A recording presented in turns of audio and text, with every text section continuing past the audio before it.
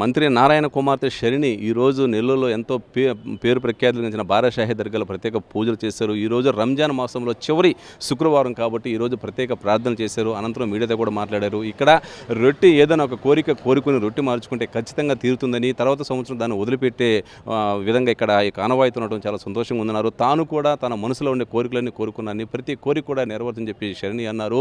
ఇక్కడ ఈ ముస్లిం సోదరులు అందరితో కలిసిమెలిసి ఉండటం చాలా ఆనందంగా ఉందని, ఏదేమైనా కానీ రంజాన్ మాసం సందర్భంగా ముస్లిం సోదరులందరికీ మరొకసారి రంజాన్ శుభాకాంక్షలు తెలిపారు. అదేవిధంగా బారాషాహి దర్గాలకు వస్తే తనకు చెప్పలేని అనుభూతి, చెప్పలేని ఆనందం కలుగుతుందని, కాబట్టి ప్రతి ఒక్కరు కూడా బారాషాహి దర్శించి తమ కోరికలు కోరుకుని రొట్లు వదిలితే అన్ని నెరవేరుతాయని చెప్పి ఇటు మంత్రి నారాయణ కుమార్తె శరణి చెప్పడం జరిగింది.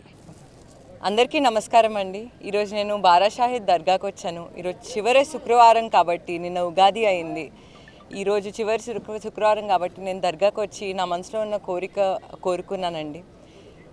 ఈ దర్గాకి ఒక స్పెషాలిటీ ఉంది. బారాషాహి దర్గాకి, నెల్లూరుకి ఒక స్పెషాలిటీ ఉంది. కుల మత భేదాలనే లేకుండా ప్రతి ఒక్కరూ ఈ దర్గాకు వచ్చి వాళ్ళ మనసులో ఉన్న కోరిక కోరుకొని ప్రతి ఒక్క పండుగ మనం అందరం కలిసి మెలిసి చేసుకుంటామండి. నిన్న ఉగాది అయింది, రేపు రంజాన్ ఈద్ ఉంది. ఈరోజు చాలా చాలా ప్రాముఖ్యమైన రోజు కూడా, అండ్ చివరి శుక్రవారం కూడా. ఎంతో లక్షల మంది, మీరందరికీ రొట్టెల పండుగ తెలుసు, లక్షల మంది ఇక్కడికి వచ్చి వాళ్ళ కోరికను కోరుకొని వాళ్ళ కోరిక మీద రొట్టె వేసి, దాని తర్వాత మళ్ళీ ఆ కోరిక తీరితే మళ్ళీ నెక్స్ట్ సంవత్సరం వచ్చి రొట్టె మళ్ళీ వేస్తారు.